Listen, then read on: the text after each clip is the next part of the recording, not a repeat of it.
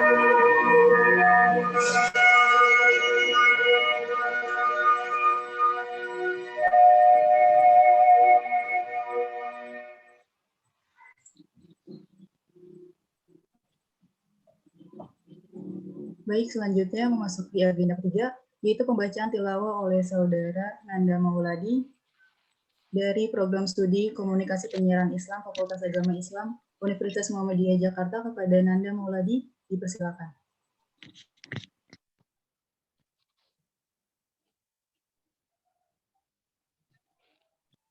Assalamualaikum warahmatullahi wabarakatuh.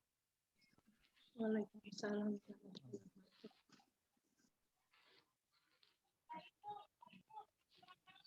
A'udzu billahi minasy syaithanir rajim. Bismillahirrahmanirrahim.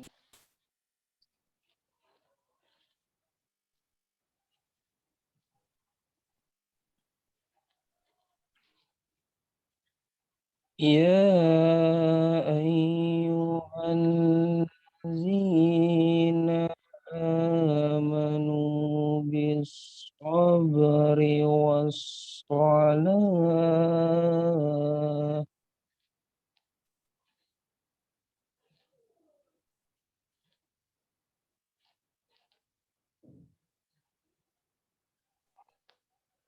Innallaha ma'as-sabirin.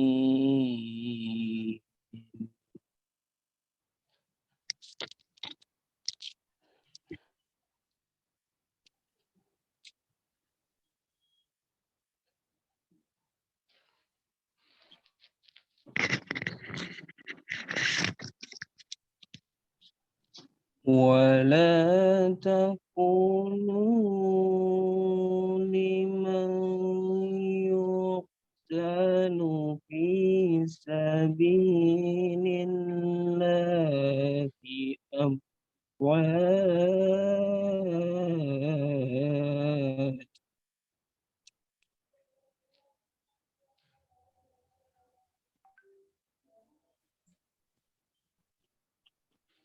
بل أحياء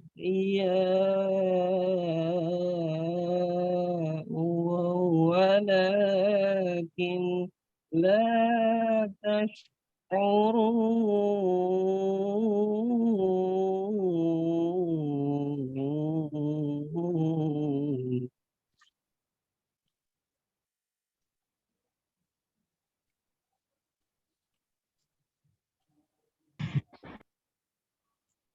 ولنبلونكم بشيء من الخوف والجوع ونقص من الأموال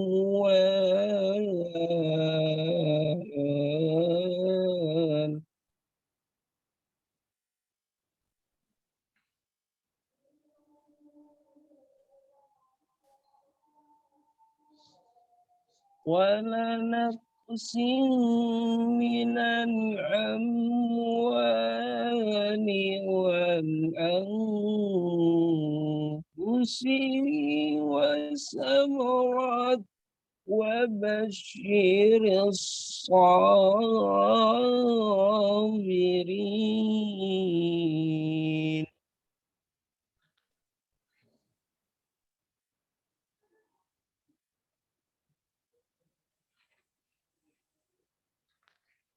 الذين إذا أصابتهم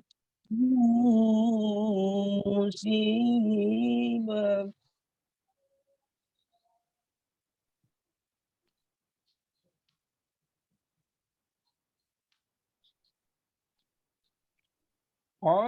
قالوا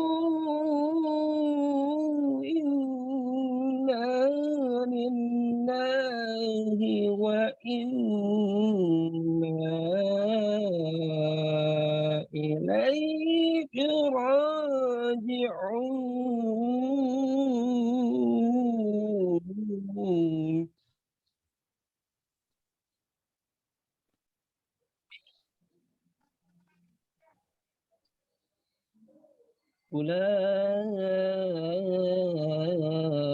أولئك عليهم صلوات من ربهم ورحمة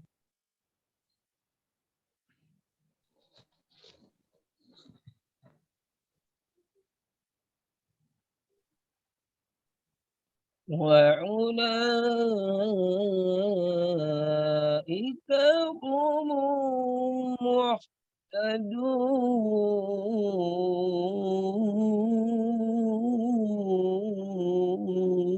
المهتدون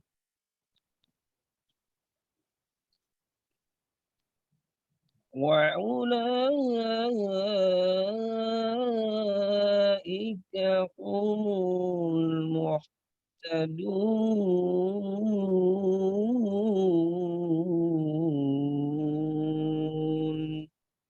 صدق الله العظيم.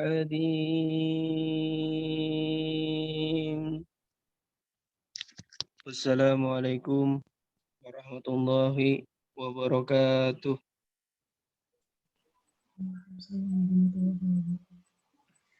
Baik, terima kasih kepada Saudara Nanda Mauladi. Acara selanjutnya yaitu sambutan. Sambutan yang pertama akan disampaikan oleh Bapak Dr. Andes Farul Razi Ranosutan selaku dosen pembimbing kelompok 4 dan perwakilan mitra KKN kelompok 4 yaitu Ranting Muhammadiyah Pondok Pinang. Kepada Bapak Dr. Andes Farul Razi Ranosutan, kami persilakan. Baik, terima kasih. Assalamualaikum warahmatullahi wabarakatuh. Waalaikumsalam warahmatullahi wabarakatuh. Alhamdulillahirabbil alamin. Alhamdulillahilladzi nahmaduhu wa nasta'inuhu wa nastaghfiruh wa na'udzu billahi min syururi anfusina wa min sayyiati a'malina. Man yahdihillahu fala mudhillalah wa man yudlilhu fala hadiyalah. Asyhadu an la ilaha illallah wahdahu la syarikalah wa asyhadu anna Muhammadan abduhu wa rasuluhu la nabiyya ba'da. Pertama kali kita bersyukur kepada Allah Subhanahu wa taala. Syukur alhamdulillahirabbil alamin. Pada kesempatan ini kita diberikan kesehatan, baik kesehatan fisik jasmani maupun kesehatan ruhani, kesehatan mental, insya Allah kita sehat semuanya, apalagi dalam menghadapi pandemi corona ini. Semoga kita semua sehat walafiat. Kemudian salawat dan salam kita mohonkan untuk Nabi Muhammad Sallallahu Alaihi Wasallam yang membawa risalah Islam ke dunia ini untuk pedoman bagi kita semua. Yang saya hormati Bapak narasumber dari PKU Muhammadiyah, yang saya hormati para mahasiswa dan para peserta meeting Zoom yang berbahagia. Saya selaku dosen pembimbing KKN kelompok 4 ini mengucapkan terima kasih pertama kepada panitia, kepada mahasiswa KKN, dan kepada narasumber yang sudah berkenan hadir pada kesempatan ini. Topik diskusi kita pada siang ini menurut saya sangat menarik karena kita bicara tentang masalah kesehatan mental. Kesehatan mental ini adalah merupakan kesehatan, bahagian daripada kesehatan itu sendiri. Kiai Haji Ahmad Dahlan ketika dia merumuskan tentang unsur-unsur manusia itu, maka menurut Ahmad Dahlan, manusia itu terdiri daripada 3 unsur, yaitu ada namanya unsur jasmani, ada unsur rohani, dan ada unsur akal. Unsur jasmani yaitu dia adalah fisik badan jasmani. Kalau bidang kesehatannya tentu kesehatan jasmani. Itu di bidang secara fisik. Kemudian yang kedua ada namanya kesehatan di bidang rohani. Rohani itu bisa sehat, bisa sakit. Nah, maka untuk menyehatkan rohani itu ada disiplin ilmu tentang kesehatan rohani. Inilah kesehatan mental yang kita bicarakan pada hari ini. Yang ketiga ada namanya akal. Unsur manusia itu adalah unsur akal. Nah, karena akal ini juga merupakan bagian unsur daripada manusia. Memang fisik manusia ini, fisiknya, ruhaninya, mentalnya, dan akalnya itu harus sehat. Nah, kita bicarakan tentang masalah kesehatan mental. Di dalam Al-Quran, salah satu penyebab jiwa kita, penyebab mental kita, penyebab rohani kita itu bisa sehat apabila kita selalu dekat dengan Allah Subhanahu wa taala. Meninggalkan dosa-dosa dan memperbanyak amal ibadah dan kemudian kita berzikir kepada Allah, maka ini akan mendatangkan mental yang sehat, mental yang kuat. Dosa yang banyak bisa menyebabkan mental itu rusak, mental itu sakit. Karena setitik noda yang hitam itu bila menutupi hati setitik demi setitik, dia lama-lama akan menjadi menutup semua hati. Nah, kemudian di dalam surah Ar-Ra'd ayat 28 Allah mengatakan, A'udzubillahi minasyaitonirrajim. Bismillahirrahmanirrahim. Alladzina amanu wa tatma'innu qulubuhum bizikrillah. Ala bizikrillahi tatma'innal qulub. Bahwa orang-orang yang beriman dan hati mereka itu menjadi tentram dengan mengingat Allah. Ingatlah Allah itu, ingatlah hanya dengan mengingat Allah itu hati bisa menjadi tentram. Nah, maka kita sebagai muslim, orang yang beriman kepada Allah, tentu kesehatan mental ini adalah bahagian daripada diri kita sendiri. Bahagian yang harus kita pertahankan, perjuangkan. Bahwa dengan membaca Al-Quran bisa tenang hati kita. Dengan berzikir kepada Allah bisa tenang diri kita. Dengan berbuat baik bisa tenang diri kita. Dengan berbuat dosa bisa rusak hati kita. Maka untuk itulah saya kira acara ini sangat bagus sekali. Semoga para peserta meeting Zoom ini mendapatkan pencerahan dari narasumber kita. Insya Allah narasumber kita, saya lihat ya, pakar di bidangnya, dan psikolog dan ahli kesehatan mental insya Allah, dan semoga ini bermanfaat. Demikian saja sebagai sambutan dari saya, dan terima kasih banyak atas segala partisipasinya, dan saya tutup dengan billahi fisabilil haq fasabiqul khairat. Wassalamualaikum warahmatullahi wabarakatuh. Waalaikumsalam warahmatullahi wabarakatuh. Terima kasih Bapak Dr. Aris Fahru Razi Reno Sultan selaku dosen pembimbing kelompok 4 dan perwakilan mitra KKN kelompok 4. Sambutan yang kedua akan disampaikan oleh Saudara Taufik dari Prodi Ilmu Hukum Fakultas Hukum Universitas Muhammadiyah Jakarta. Kepada Saudara Ahmad Taufik dipersilakan. Ya, terima kasih moderator. Assalamualaikum warahmatullahi wabarakatuh. Alhamdulillahirabbil alamin. Ala murut janewadin. Shalawatu wassalamu ala asrofil anbiya imam mursalin. Asyhadu alla ilaha illallah wa asyhadu anna Muhammadan abduhu wa rasuluh. Amma ba'du. Yang saya hormati para hadirin yang hadir di dalam acara webinar kali ini, yang saya hormati Pak Subiantoro SPSI Psikolog selaku narasumber di acara webinar hari ini, yang saya hormati dosen pembimbing lapangan selaku juga Ketua Pimpinan Ranting Muhammadiyah Pondok Pinang, Bapak Dr. Randos Fahru Razi Reno Sultan MA, serta kelompok KKN 8 dan juga para hadirin yang tidak bisa saya sebutkan satu persatu, tetapi tidak mengurangi rasa hormat saya kepada saudara.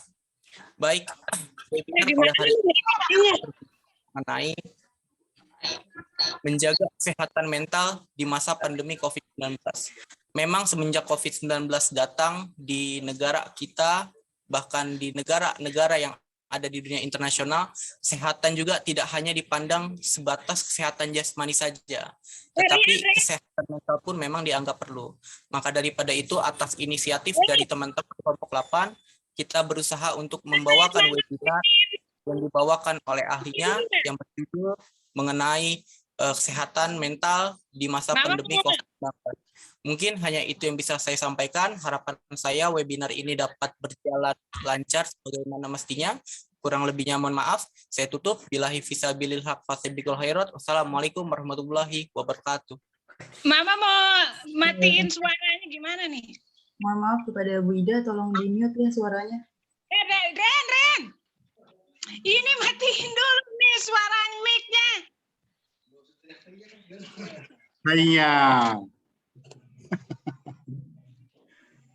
Kedengaran dong selama Baik, kita memasuki acara ini, yaitu acara yang baik. Kita memasuki kepada acara inti, yaitu acara yang paling ditunggu-tunggu oleh Bapak Ibu peserta webinar pada siang hari ini, yaitu pemaparan materi oleh narasumber kita, sekaligus diskusi dan tanya jawab yang dipandu secara langsung oleh Novia Listina, Program Studi Fakultas Hukum, Program Studi Ilmu Hukum Fakultas Hukum Universitas Muhammadiyah Jakarta selaku moderator. Kepada Novia Listina dipersilakan. Baik. Terima kasih Anggi. Assalamualaikum warahmatullahi wabarakatuh. Selamat siang dan salam sejahtera buat kita semuanya. Apa kabar Bapak, Ibu, dan teman-teman semuanya? Saya harap baik ya. Baik, alhamdulillah. Alhamdulillah. Luar biasa, Allahu Akbar. Baik, perkenalkan nama saya Novia Listina selaku moderator acara webinar pada siang hari ini. Saya harap semuanya sudah siap ya untuk membahas tema yang sangat luar biasa dan sangat menarik sekali ini, yaitu menjaga kesehatan mental di era pandemi COVID-19.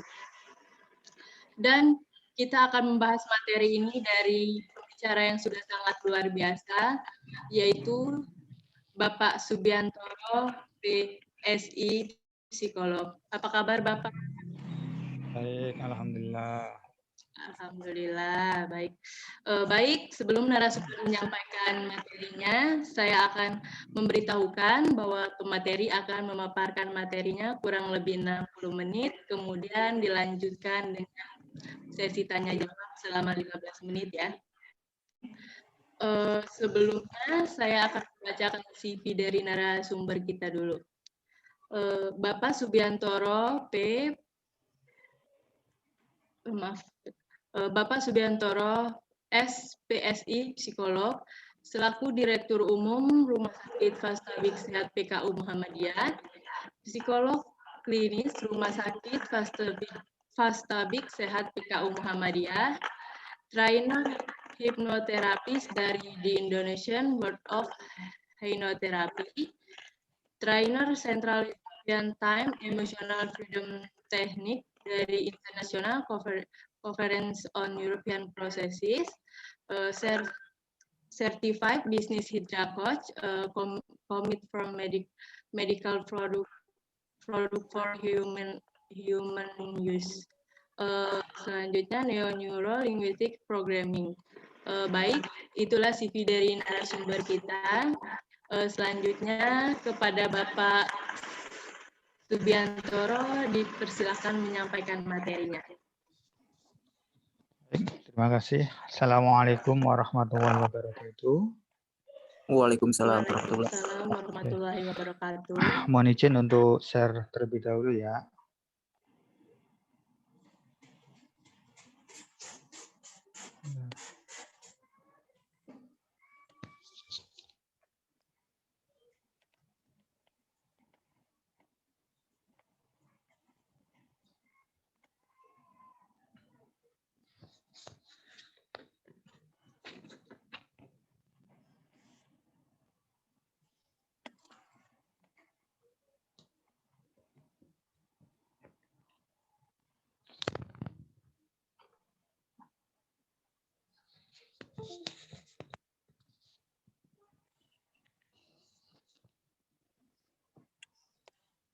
Baik, untuk slide udah terlihat? Sudah, Bapak. Udah terlihat ya. Oke, baik. Udah kelihatan. Baik. Bismillahirrahmanirrahim. Alhamdulillahirrabbilalamin. Wa bihi nasta'in ala umuri dunya waddin. Asyhadu an la ilaha illallah wa asyhadu anna Muhammadan abduhu wa rasuluh. Allahumma sholli ala sayyidina Muhammad wa ala alihi wa sahbihi ajma'in. Amma ba'du. Pertama-tama mari kita panjatkan puji syukur kehadirat Allah Subhanahu wa taala atas nikmat yang telah diberikan kepada kita semua, terutama nikmat iman, dan tidak kalah penting adalah nikmat sehat. Kenapa saya bilang nikmat sehat? Karena kondisi saat ini itu sehat merupakan sesuatu yang sangat luar biasa sekali. Dan tentunya itulah yang perlu kita syukuri. Bahkan kita kadang sering melupakan, ya, sering melupakan terkait dengan nikmat sehat yang telah diberikan oleh Allah kepada kita semua. Ketika kita bangun tidur, kemudian kita bisa membuka kedua mata kita, kadang kita lupa bahwa kita diberikan rasa syukur itu kita masih bisa membuka kedua mata kita. Dan itu yang sering kita lupakan. Bahkan ketika kita bisa menghirup udara bebas, itu sesuatu yang sangat luar biasa sekali. Dan saat ini banyak pasien-pasien yang boleh dikatakan membutuhkan oksigen, membutuhkan sebuah udara bebas. Namun karena ada sebuah kendala sehingga dia membutuhkan sebuah oksigen. Dan kita diberikan oleh Allah Subhanahu wa taala atas nikmat itu. Dan itulah yang kadang nikmat-nikmat yang sifatnya merupakan yang biasa kita terima itu biasanya sering kita lupakan. Salawat dan salam tidak lupa kita sampaikan kepada Nabi besar Muhammad SAW. Baik, untuk pada kesempatan hari ini mohon izin untuk dosen pembimbing Bapak Fakhrul Raji Reno, mohon izin untuk saya berbagi ya pada kesempatan hari ini terkait dengan menjaga kesehatan mental di masa pandemi COVID-19. Jadi ini nanti saya akan saya sampaikan terkait dengan bagaimana kita melakukan identifikasi apakah kesehatan mental kita terganggu atau tidak, kemudian sampai kepada teori, bahkan nanti sampai kepada terapi apa yang memang itu diperlukan. Saya akan sampaikan, semoga dalam waktu 1 jam bisa selesai ya, gitu ya. Semoga. Baik, mungkin di sini saya sampaikan ya. Jadi ini merupakan gelar non akademis CHCHD, CNLB sampai dengan CHMP. Dan alhamdulillah untuk gelar LC itu semoga ini tidak saya dapatkan. Mungkin Bapak-bapak, Ibu menanyakan apa sih gelar LC itu ya? Pasti akan menanyakan seperti itu. LC itu adalah lulusan COVID, Bapak-Ibu sekalian. Jadi semoga ini tidak menjadikan gelar saya gitu ya. Jadi kita sering ketika di rumah sakit itu memberikan gelar, wah sudah lulus nih, sudah dapat gelar LC, lulusan COVID seperti itu. Nah, semoga ini tidak menjadikan gelar kita semua Bapak sekalian. Oke, baik kita mulai untuk yang slide pertama.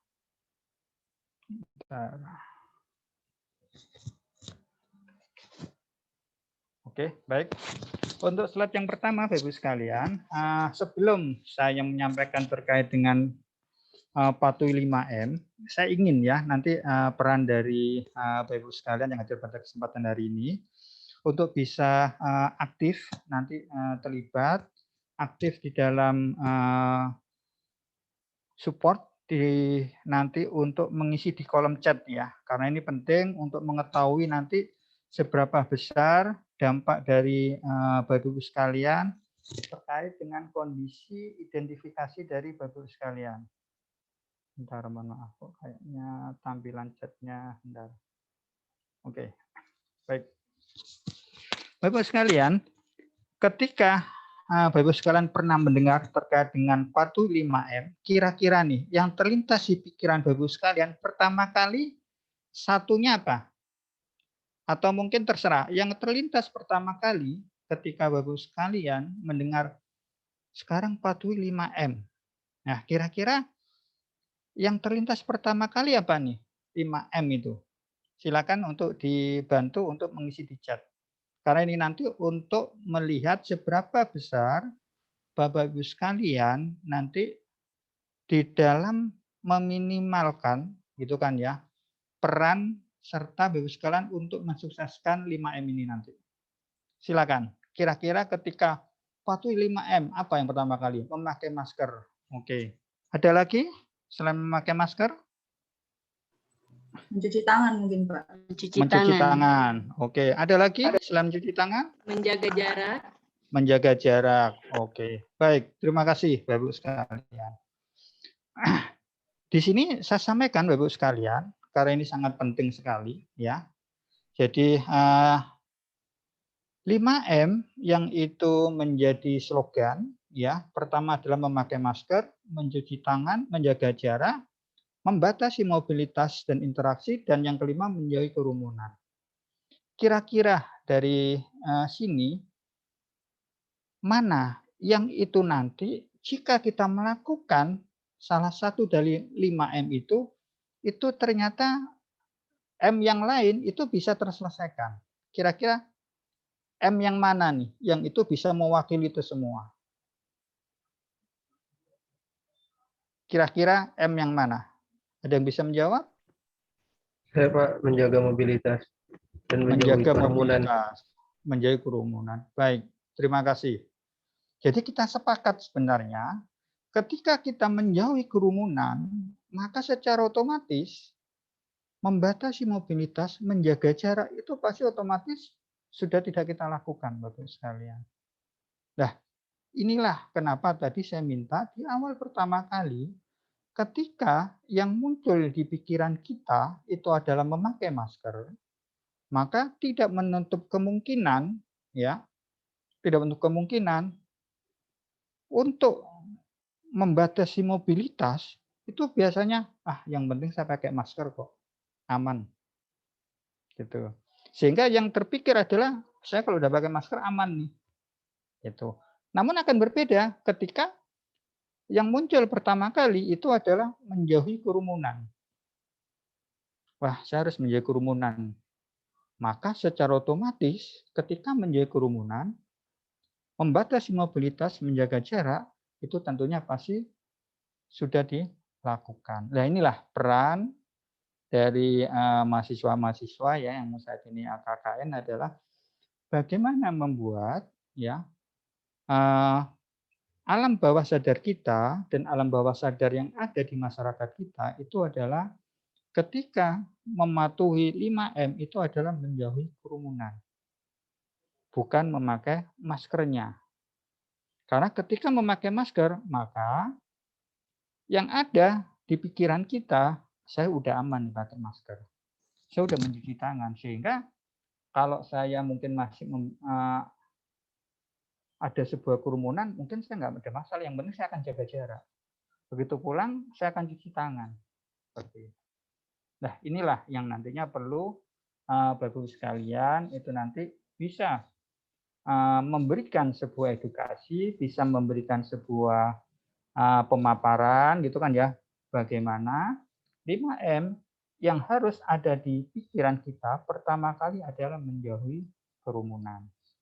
Seperti itu. Baik. Jadi di sini saya sampaikan Bapak sekalian karena ini sangat penting sekali. Jadi pikiran negatif yang dipelihara itu akan melemahkan imun kita. Loh, kok bisa ya?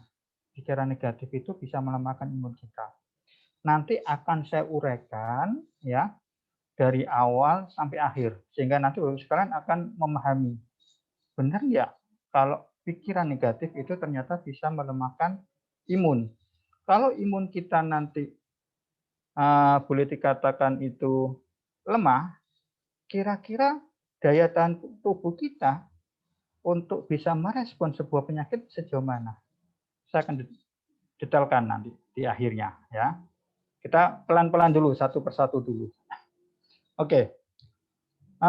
Apa yang perlu kita lakukan agar imun kita itu nanti bisa naik ya, dan kemudian stabilitas kesehatan kita itu nanti juga netral.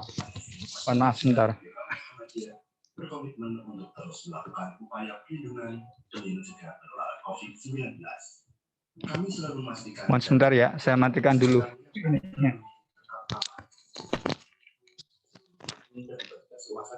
Kami wajibkan untuk memakai masker.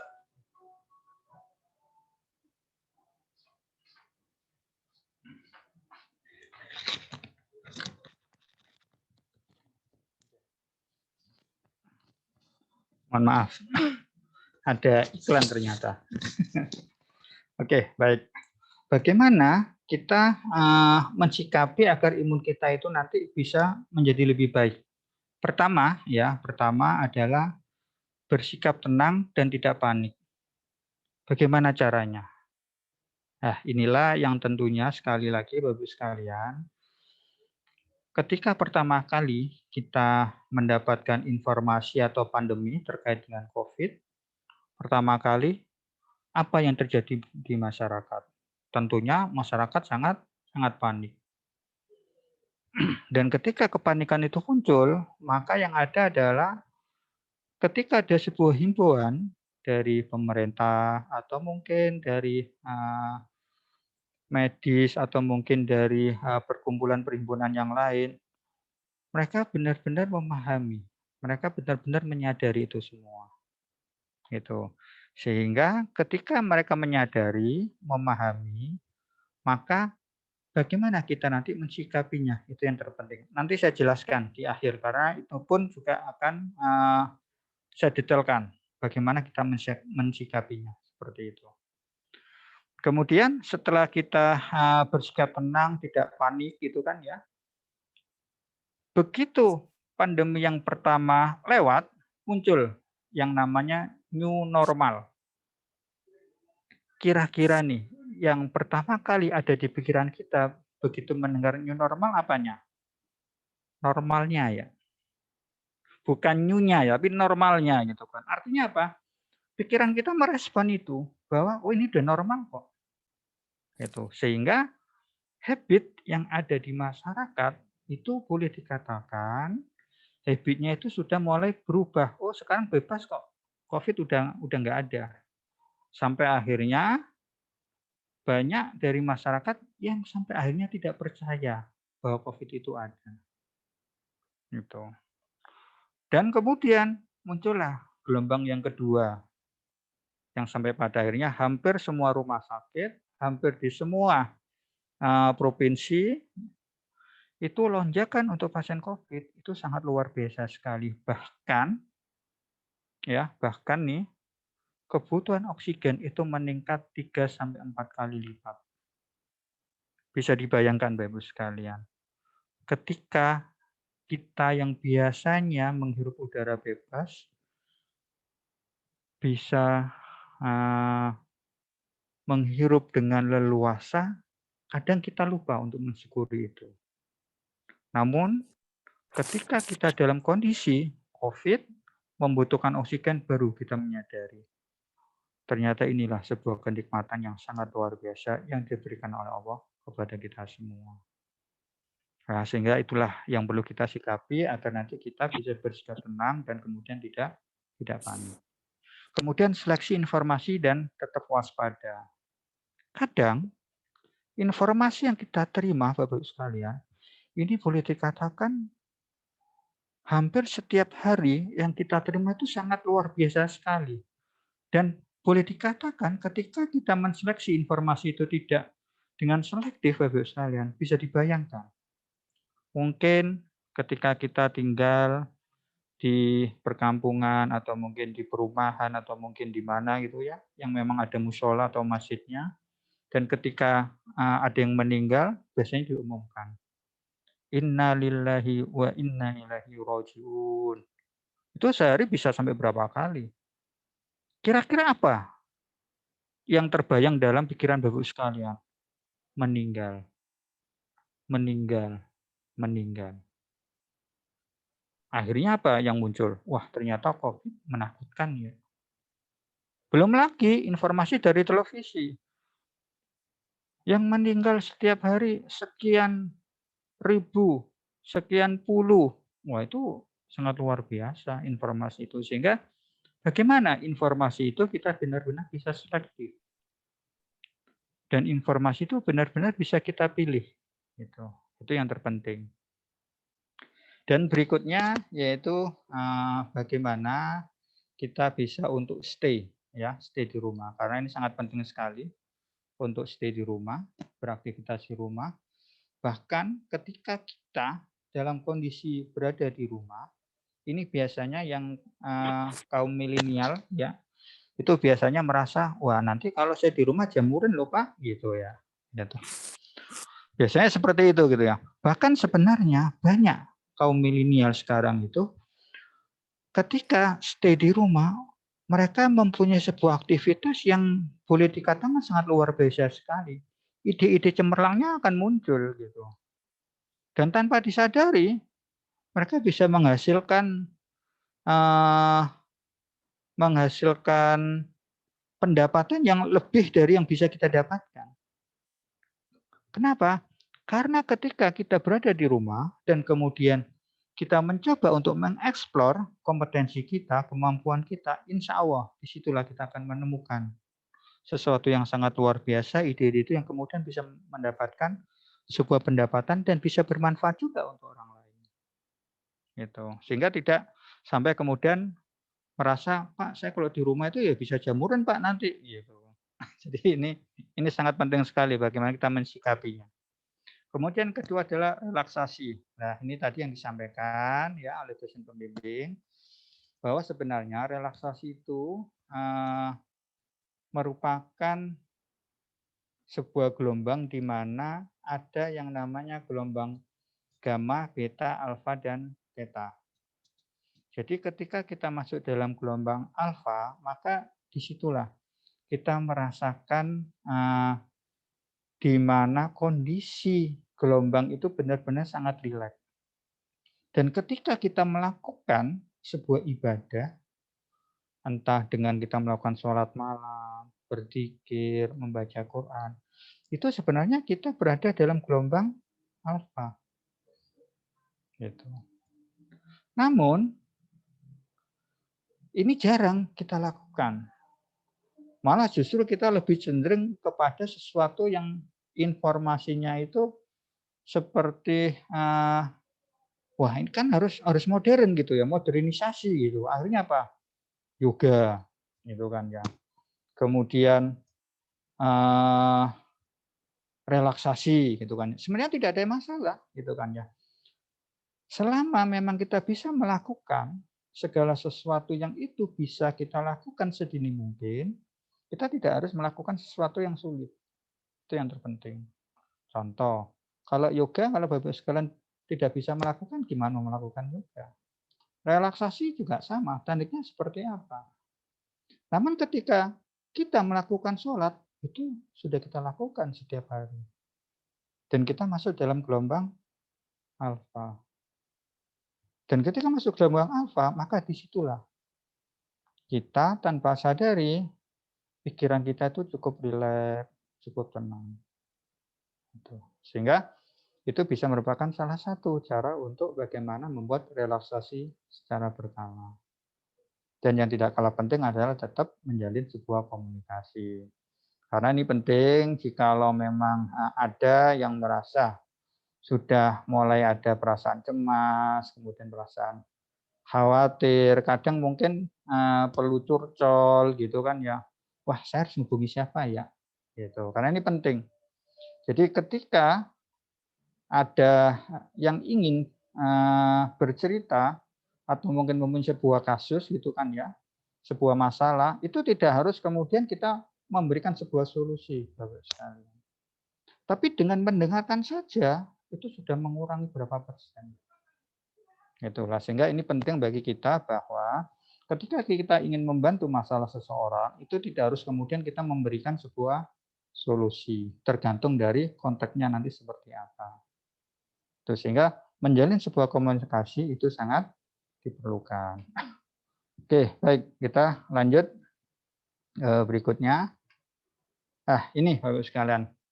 Jadi saya ingin semuanya berperan karena ini penting untuk mengidentifikasi kira-kira nih yang hadir pada kesempatan hari ini itu nanti mengidentifikasi terkait dengan kesehatan mental seperti apa.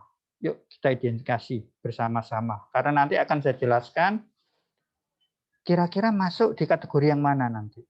Kira-kira perlu nggak bantuan psikolog nanti? Atau bahkan mungkin, wah ini kayaknya perlu nih dimasukkan ke RSJ gitu ya. Seperti itu. Nah ya, perlu kita untuk melakukan identifikasi ini ya. Jadi di sini ada sebuah skala 1 sampai dengan skala 10. Ya. Kalau skala 1 itu boleh dikatakan dia kondisinya sedih, takut, khawatir, dan cemas.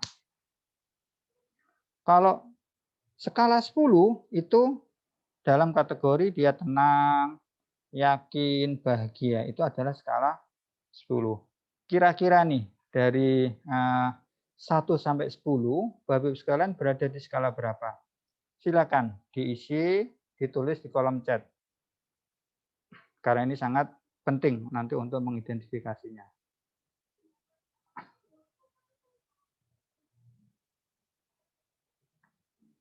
Silakan diisi di kolom chat. Berada di skala berapa?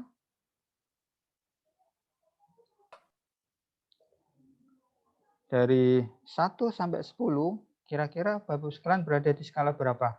Coba identifikasi saat ini kira-kira saya kondisinya bahagia enggak ya? Atau mungkin saya khawatir nih. Oh kayaknya sih sedang-sedang aja, oh berarti skala 5. Oh kayaknya saya bahagia, oh berarti skala 10. Oh kayaknya sih saya agak takut nih, oh berarti skala 2. Silakan identifikasi. Kemudian tuliskan di kolom chat. Oke, skala 5, skala 10, bagus, baik. Terima kasih Bapak-Ibu sekalian yang sudah berpartisipasi. Ya. Jadi ini penting bagi kita untuk mengetahui kira-kira nanti kita dalam kondisi kesehatan mental yang seperti apa. Ya. Oke, baik. Ada yang skala 10, ada yang skala 5. Biasanya kalau skala 5 itu dia masih kondisi tengah-tengah ya, masih mikir. Nanti kalau saya rendah-rendah banget kayaknya gimana gitu ya. Kalau kemudian saya kayak kasih angka skala 7 kok kayaknya saya masih juga belum siap gitu ya. Sudah 5 tengah-tengah aja gitu. Oke. Dan yang skala 10 ini sangat luar biasa ini. Berarti dia yakin gitu kan ya bahwa kondisinya adalah sangat bahagia. Oke, nanti saya jelaskan di akhir. Ini nanti Bapak sekalian yang penting sudah tahu ya mengidentifikasi dirinya berada di skala berapa. Oke, kita lanjut dulu. Karena nanti saya jelaskan di akhir. Baik, Bapak sekalian.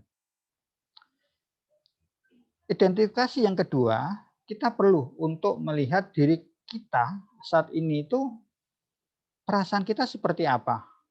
Ya. Jadi di sini ada cinta, bahagia, kemudian selalu punya alasan yang kuat, malu, minder, berani, marah, tercerahkan, sampai kepada yang netral.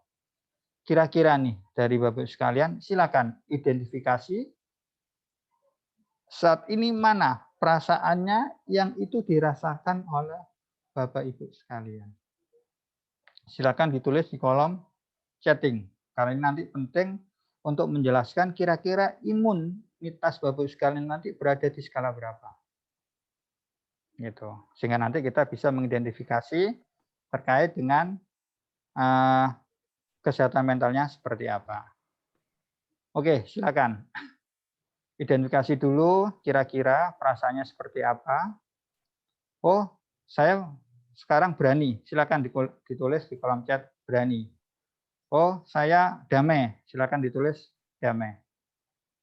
Karena ini nanti sangat penting untuk membantu mengidentifikasi dari Bapak-Ibu sekalian. Bisa? Bapak, Bisa dibantu? Mohon maaf, ini memotong pembicaraannya. Ya, silakan. Slide-nya tidak bergerak, Pak. Jalan. Oh, oke. Mohon maaf. Oke, nggak bergerak ya. Ini bergerak? Pak, belum. Belum ya. Oke, bentar. Berarti saya harus keluar dulu, bentar. Bentar.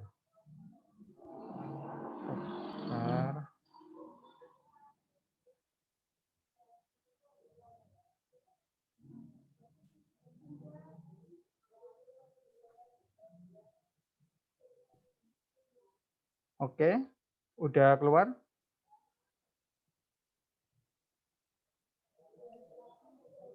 Sudah, Pak. Sudah ya, oke. Baik, silakan dari Bapak sekalian identifikasi dulu perasaannya. Kemudian sekarang berada di perasaan yang mana? Silakan ditulis.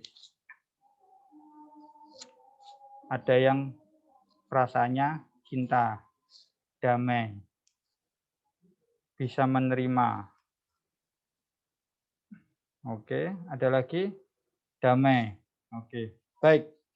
Bagi yang belum, silakan tetap untuk mengisi karena ini nanti penting untuk mengetahui kira-kira imunitas Bapak sekalian berada di level berapa. Dan seberapa besar nanti Bapak sekalian akan mudah untuk mudah imunitasnya itu turun atau itu imunitasnya naik seperti itu. Baik ya. Saya lanjutkan.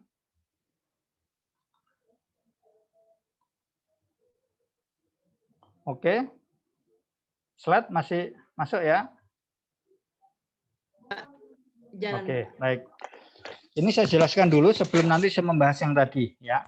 Karena ini penting sebagai dasar awalan. Jadi tentunya Bapak sekalian, kondisi saat ini yang sering terjadi adalah kebanyakan kita itu muncul sebuah perasaan cemas.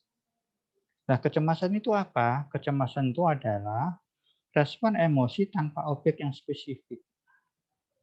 Jadi objeknya nggak ada, tapi yang dirasakan oleh Bapak sekalian adalah tiba-tiba saya takut, saya cemas gitu, tapi nggak tahu yang menyebabkan cemas apa gitu.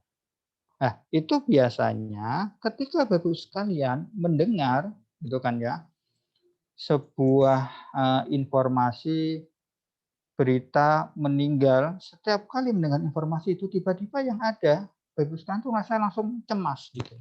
Langsung khawatir gitu. Dan Bapak sekalian nggak tahu. Pokoknya mendengar itu saya cemas saja gitu. Objeknya tidak jelas. Itu.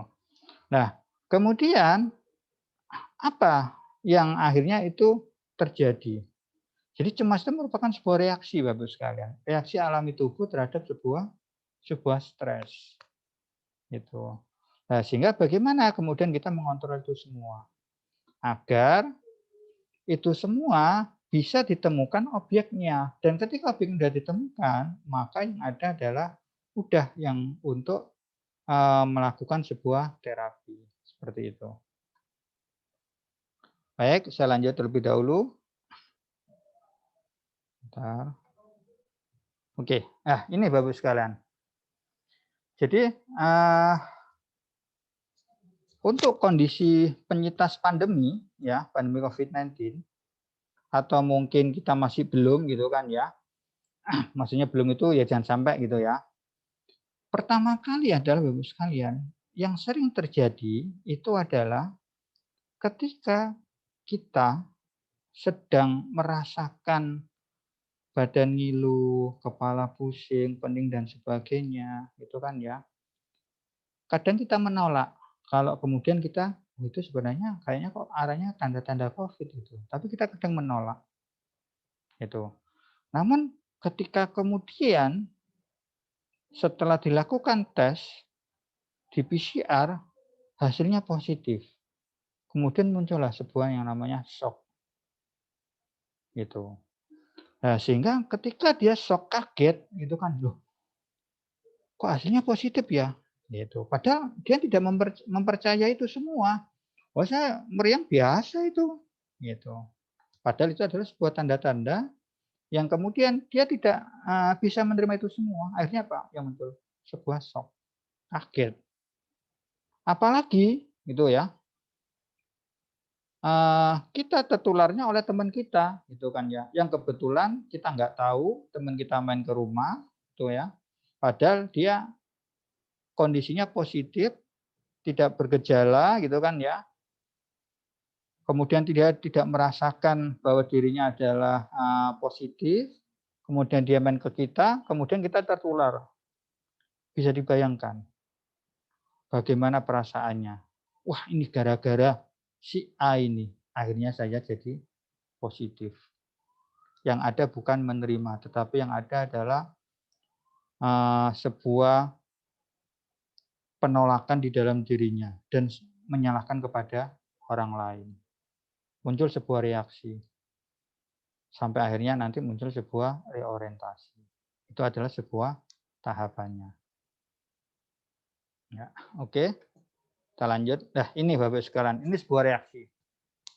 Jadi reaksinya Bapak sekalian, mulai dari fisik sampai tingkah laku, ini yang terjadi. Fisiknya pusing, mual, keringat dingin, jantung berdebar-debar. Kalau kita merasakan perasaan cemas, khawatir, takut, ini yang terjadi. Bahkan gangguan tidur pun insomnia itu bisa terjadi Bapak sekalian. Emosinya macam-macam, kadang sedih, marah, rasa bersalah, itu. Pikirannya kehilangan orientasi, sulit mengambil sebuah keputusan. Tingkah lakunya apa? Menarik diri, kemudian mudah marah, mudah tersinggung, seperti itu. Itu sebuah reaksi. Ya. Oke. Ini adalah sebuah rentang, ya. Kira-kira nih, kita berada di rentang kecemasan yang mana? Jadi di sini ada mulai dari antisipasi sampai kepada panik. Ini adalah sebuah respon adaptif, ini adalah respon maladaptif. Jadi adaptif itu masih bisa diterima oleh norma-norma dan kebudayaan. Kalau maladaptif itu tidak bisa diterima oleh norma dan kebudayaan. Ketika responnya itu masih ringan, gitu kan ya, kecemasan kita ringan, gitu, ya kita cukup antisipasi aja. Oh, kondisi saat ini adalah memang kita perlu menghindari kerumunan. Karena kalau kita lebih banyak berada di kerumunan, maka kita akan mudah untuk tertular. Kalau gitu, saya perlu hati-hati dan mungkin jika tidak perlu, saya tidak akan keluar. Jadi mengantisipasi, itu ringan. Kalau yang panik, itu sudah,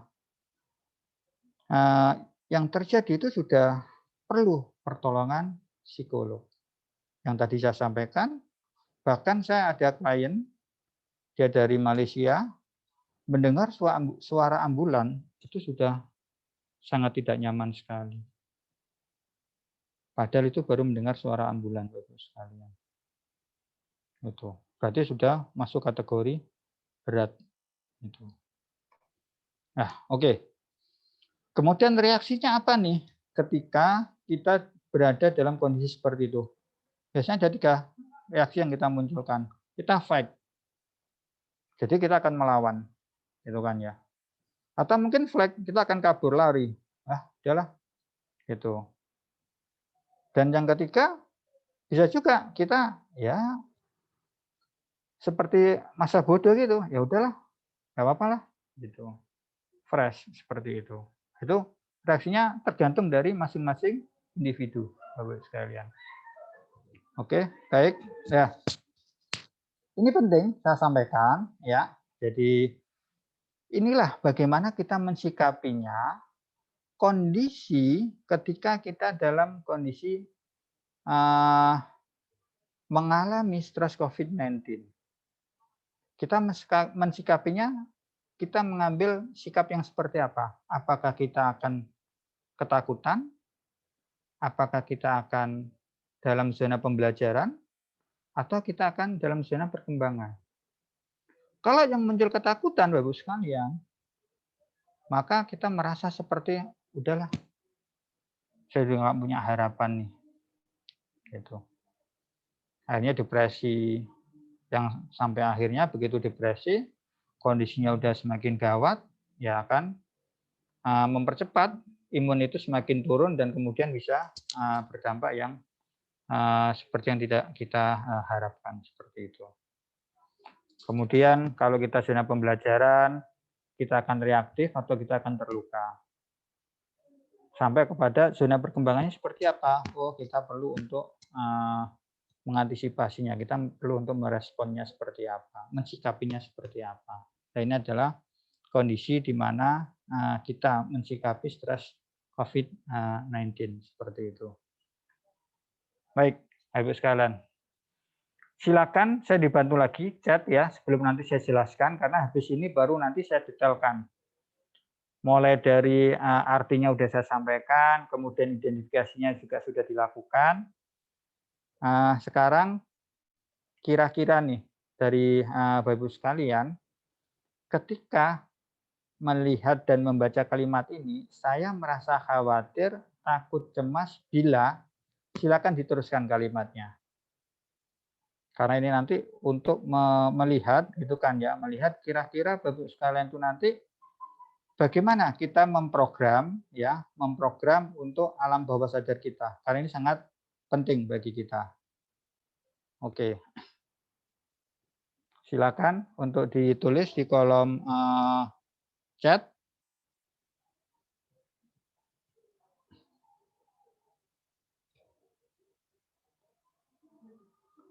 Saya merasa khawatir, takut, cemas bila apa? Silakan dilanjutkan untuk di kolom chatnya.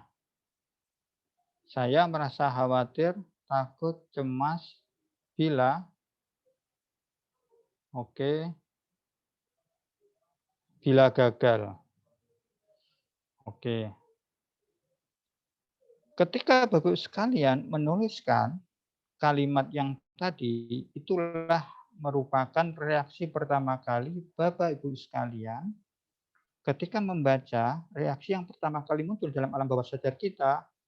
Ketika Bapak sekalian gagal, maka yang muncul adalah perasaan sebuah cemas, sebuah khawatir, sebuah takut. Seperti itu. Nah, ini penting nanti untuk merubah bagaimana nanti mindset kita. Sehingga nanti kita bisa mensikapinya secara positif. Bila mendengar sahabat atau keluarga yang meninggal. Banyak, akan bervariasi nanti Bapak sekalian. Ya, bervariasi. Karena ini merupakan reaksi respon pertama kali alam bawah sadar kita berdasarkan dari informasi yang itu pernah diterima, informasi yang pernah didengar, yang kemudian masuk dalam alam bawah sadar, yang itu kemudian masuk dalam reaksi perilaku yang kita munculkan. Seperti itu. Nanti saya jelaskan. Oke. Dari sini Bapak sekalian, ya, selama 6 bulan terakhir, kira-kira nih, apa yang pernah dirasakan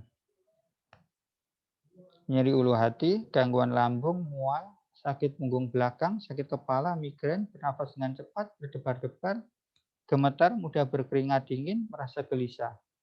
Selama 6 bulan terakhir, kira-kira pernah nggak Bapak Ibu sekalian merasakan ini semua dari angka 1 sampai 6? Mungkin bisa salah 1, salah 2. Yang penting jangan salah semua ya, nanti dapat 0 nanti. Gitu. Jadi bisa sampai ke salah semua. Artinya apa? 1 sampai 6 itu bisa juga tidak untuk kemungkinan dialami oleh Bapak Ibu sekalian. Seperti itu.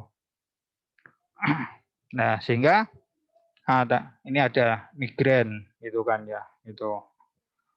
Nomor 6 yang dirasakan, nyeri ulu hati itu. Maka ketika itu dialami oleh Bapak Ibu sekalian dan sifatnya 6 bulan terakhir itu adalah sering muncul, maka itu adalah sebuah tanda-tanda yang perlu diwaspadai. Itu yang penting. Ya. Oke, saya lanjut. Bapak Ibu sekalian, ini penting bagi saya sampaikan ya terkait dengan energi vibrasi. Karena ini nanti akan mempengaruhi bagaimana konsep yang ada di dalam diri Bapak Ibu sekalian terkait dengan sebuah energi yang ada di dalam diri yang kemudian nanti kita kaitkan dengan identifikasi yang itu muncul yang sudah ditulis oleh Bapak Ibu sekalian. Ya. Jadi seperti ini Bapak Ibu sekalian. Pertama, sebuah ucapan, perasaan, pikiran, tindakan ini merupakan satu kesatuan Bapak Ibu sekalian. Loh, kok bisa satu kesatuan? Iya. Ketika Bapak Ibu sekalian, ya, dulu mungkin pernah pura-pura sakit ketika waktu mungkin sekolah SMP atau SD ketika mau ujian, gitu kan ya. Wah, saya nggak siap nih. Akhirnya dia mengucapkan, aduh badan saya lemes, badan saya kok kayaknya meriang. Kira-kira nih, ketika Bapak Ibu sekalian mengucapkan seperti itu, perasaannya seperti apa? Pasti perasaannya, wah kayaknya daripada nanti saya dapat nilai jelek, udahlah, mending saya seperti ini. Gitu. Pikirannya pasti akan otomatis nanti, bagaimana saya harus membuat orang yakin kalau memang saya itu benar-benar sakit. Akhirnya tindakannya apa? Seperti loyo gitu. Nah, ternyata itu semua mempunyai sebuah energi yang itu menjadi satu kesatuan Bapak sekalian. Itu menjadi satu kesatuan. Sehingga ketika itu menjadi satu kesatuan yang kemudian itu divibrasikan, maka akan menjadi sebuah keyakinan. Contoh paling mudah. Ketika Bapak Ibu sekalian senyum, ya, senyum nih ya. Kira-kira ketemu sama orang lain, kira-kira orang itu akan senyum tidak? Pasti lawan bicara Bapak Ibu sekalian ketika kita senyum, pasti akan senyum. Tapi ketika kita sedang marah, kira-kira lawan bicara kita seperti apa? Akan merasakan, oh ternyata energinya itu adalah negatif ini. Sehingga akhirnya kita mau senyum juga takut, gitu kan ya. Lebih baik yang muncul adalah seperti ketakutan. Bahkan mungkin kita juga akan ikut-ikutan marah, seperti itu. Nah, itu ternyata adalah sebuah energi vibrasi yang muncul. Sama, ketika Bapak Ibu sekalian perasaannya itu takut, akhirnya pikirannya apa yang terjadi? Seperti yang tadi kan pikirannya. Kemudian ucapannya apa? Intonasinya yang harusnya itu detail, intonasinya yang harusnya itu tegas. Ini seperti intonasinya itu ragu-ragu, intonasinya itu seperti enggak jelas, gitu kan ya. Itu. Tindakannya yang seharusnya dia seperti orang yang sehat, karena dia merasa sakit atau cemas takut, akhirnya tindakannya seperti orang yang kayak tidak bersemangat, seperti itu. Itu merupakan sebuah reaksi seperti itu. Oke, saya lanjut. Nah, ini Bapak Ibu sekalian, ya. Ini mulai sedikit demi sedikit mulai masuk ini karena penting, ya. Ternyata Bapak Ibu sekalian, ya, dari hasil penelitian, ya, dari hasil penelitian, bahwa kualitas elektromagnetik jantung itu 5.000 kali lebih kuat daripada otak. Artinya apa nih? Artinya Bapak sekalian, ya, jika positive thinking memakai tenaga 1 watt, maka positive feeling itu adalah 5.000 watt Bapak sekalian. Jadi ketika perasaan kita itu senang, maka imun kita itu akan meningkat. Itu. Ini saya detailkan lagi, ya. Untuk slide masih kelihatan ya? Untuk slide-nya? Masih, Pak. Masih ya? Masih. Oke.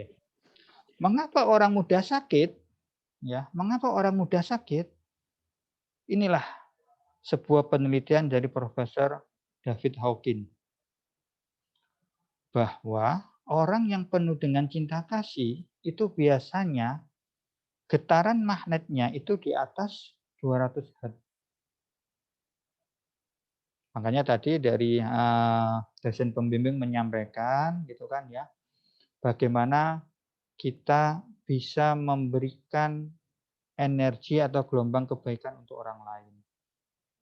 Karena kita berharap ketika kita melakukan itu semua dengan tulus ikhlas, maka energi itu harapannya getarannya itu di atas 200 Hz. Dan ketika kita dalam kondisi yang perasaan cemas, takut, khawatir, itu ternyata berapa? Di angka 30 sampai 40 Hz. Bapak Ibu sekalian. Bisa dibayangkan. Hanya gara-gara perasaannya yang tidak terkontrol, maka imun Bapak Ibu sekalian itu menjadi lemah. Gitu. Tadi kan udah menulis ya, tadi identifikasi perasaannya seperti apa, skalanya seperti apa gitu kan ya. Gitu. Saya detailkan lagi. Kira-kira Bapak Ibu sekalian berada di skala berapa Hz-nya? Kalau tadi ada yang menulis angka cinta, maka dia berada di level 500 Hz. Artinya apa? Imun Bapak sekalian dalam kondisi yang cukup bagus. Namun ketika kita baru kepada perasaan kita sedang marah, perasaan itu takut, bahkan mungkin merasa bersalah, bisa dibayangkan. Posisinya itu rasa bersalah di angka 30 Hz. Padahal tadi batas kalau di bawah 200 Hz, maka imun kita sangat lemah. Nah, ini sebuah penelitian yang disampaikan oleh David R. Hawkins, Bapak Ibu sekalian. Dan ini yang sering saya temui ketika saya melakukan visit untuk pasien COVID. Jadi ketika saya visit pasien COVID, kebanyakan ya pasien itu merasa dirinya belum bisa menerima kalau yang bersangkutan adalah sedang positif. Itu kebanyakan. Yang ada adalah dia hanya takut saja. Sampai akhirnya yang terjadi adalah nafasnya merasa berat. Karena pengaruh itu. Kita takut, Bapak sekalian.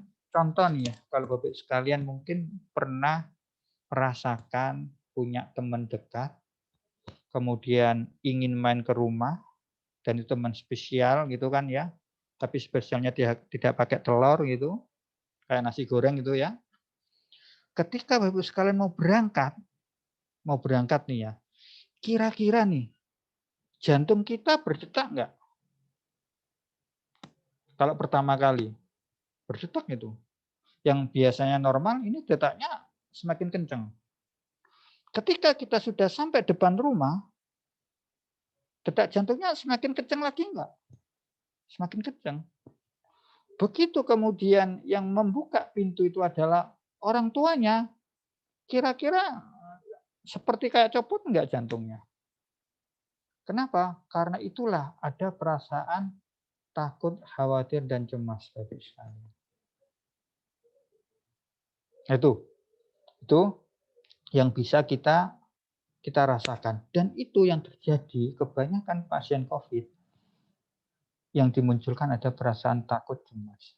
Ketika dia bisa menerima dirinya bahwa ini adalah sebuah ujian bagi kita, ini adalah sebuah waktu di mana kita bisa bermuhasabah, dan ini merupakan sebuah waktu di mana yang mungkin selama ini waktu kita mungkin terbuang habis, dan saat ini kita diberikan waktu yang luang untuk bisa lebih dekat kepada Allah, kita mensikapinya secara positif, itu akan sangat luar biasa untuk membantu. Inilah pentingnya bagaimana membuat positive thinking dan positive feeling itu menjadi satu kesatuan yang akhirnya akan mempengaruhi perilaku kita, fisik kita, seperti itu. Jadi ini menyambung ya, seperti disampaikan oleh dosen pembimbing tadi. Oke, Bapak Ibu sekalian, ini nanti saya minta untuk Bapak Ibu sekalian juga berpartisipasi ya, karena ini nanti juga akan saya jelaskan, karena ini penting bagi kita bagaimana nanti kita merubah mindset kita, merubah pola pikir kita. Ya, oke.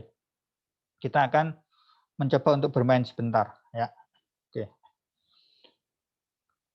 Ketika saya nanti memunculkan ya sebuah kalimat, Bapak Ibu sekalian nanti silakan ditulis pertama kali yang muncul dalam pikiran itu apa, ya.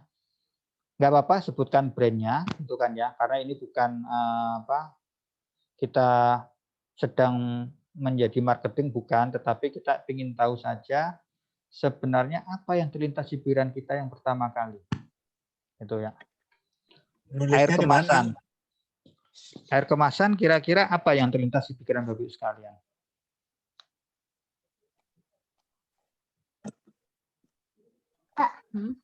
Aqua. Aqua. Oke. Macam-macam. Ada yang menyampaikan aqua, ada juga mungkin yang lainnya. Ada yang biru, ada yang plastik gitu. Itu baru air kemasan Bapak Ibu sekalian. Ya. Kemudian kita lihat lagi.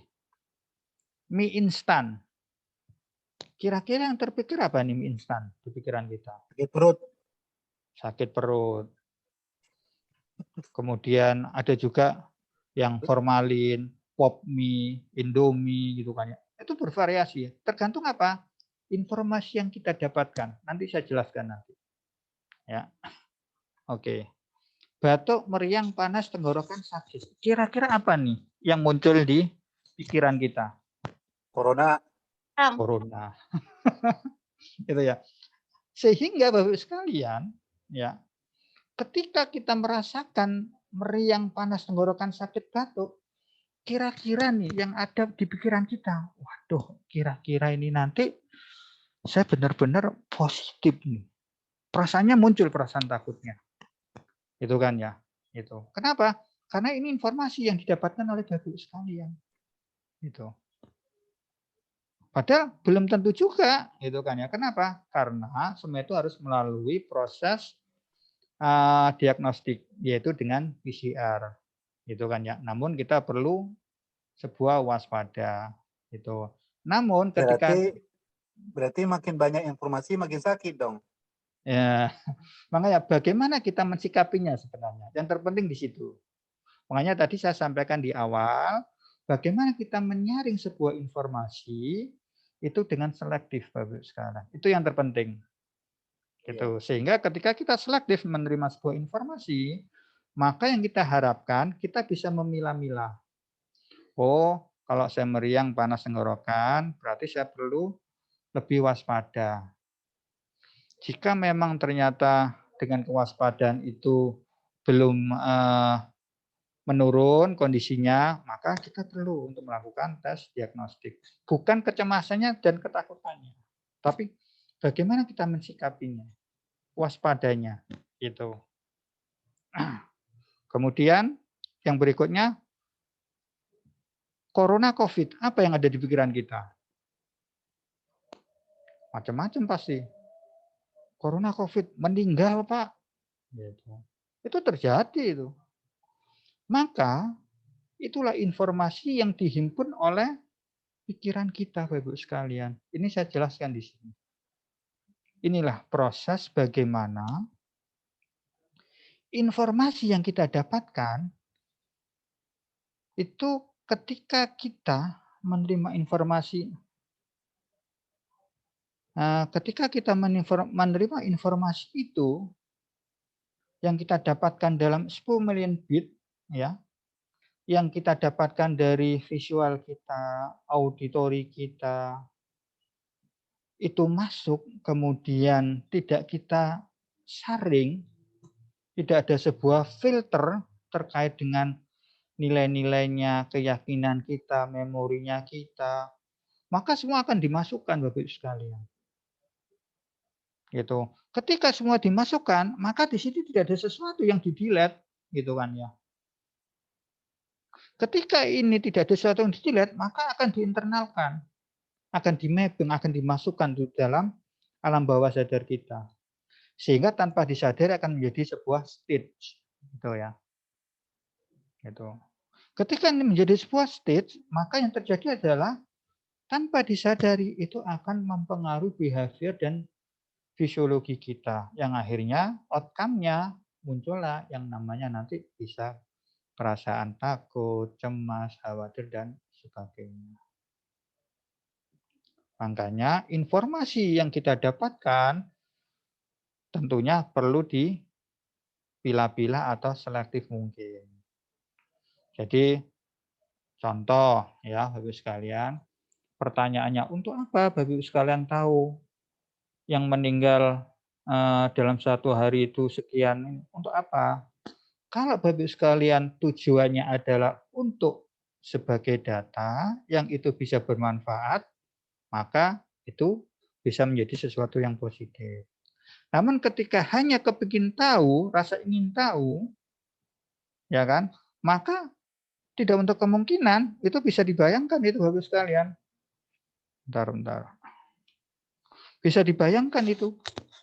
Ketika hanya rasa ingin tahu, yang muncul apa? Waduh, hari ini naik 10%, besok naik 15%. Waduh, gimana ya saya ini? Saya udah mulai meriang nih, mulai sakit tenggorokan nih. Saya udah batuk-batuk nih. Yang ada adalah perasaan cemas. Ini gara-gara teman saya ini main ke rumah nih. Wah, memang akhirnya muncul seperti menyalahkan nanti yang terjadi. Itu. Nah, ini bisa dibayangkan sekali ketika kita di dalam menerima informasi tidak selektif. Jadi jadikan informasi itu yang memang benar-benar bermanfaat untuk Bapak Ibu sekalian. Itu yang terpenting. Oke. Masih muncul ya slide-nya ya? Masih. Masih. Oke, baik. Kemudian yang berikutnya adalah itulah pikiran. Jadi pikiran itu seperti kanvas kosong Bapak sekalian. Jadi kalau saya tadi gambarkan proses informasi yang mau masuk, itu sebenarnya kita itu pikiran kita sebenarnya kosong Bapak sekalian. Itu kan ya. Tergantung kanvas kosong itu mau diisi apa, tergantung kita. Kita mau menerima informasi itu seperti apa, sejauh mana. Itu.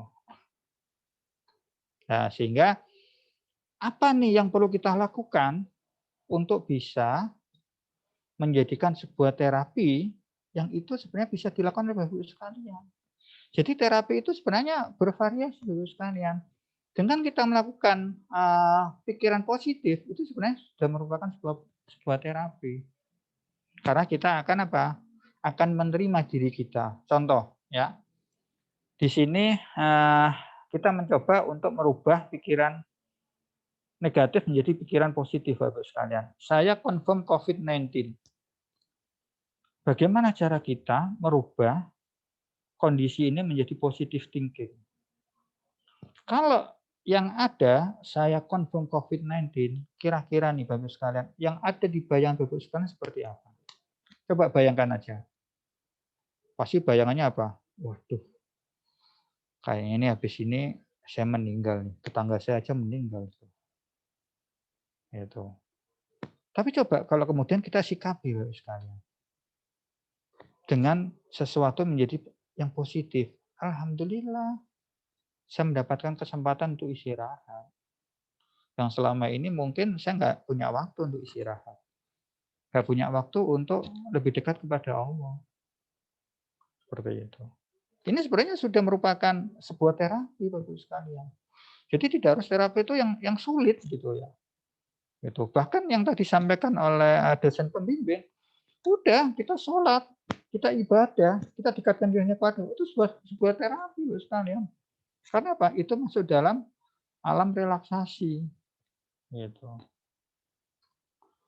Saya positif dan harus isolasi mandiri. Wah, ini terjadi Bapak sekalian. Ketika ya Bapak Ibu sekalian merasakan itu semua, kemudian dinyatakan positif. Kira-kira perasaan dan pikirannya seperti apa? Mungkin kayak petir menyambar di siang hari ya, walaupun itu nggak hujan gitu kan. Langsung merasa, waduh, gimana ini ya? Saya positif nih. Itu. Padahal sebenarnya Bapak Ibu sekalian, saat ini kita itu berdampingan dengan corona. Kita nggak tahu.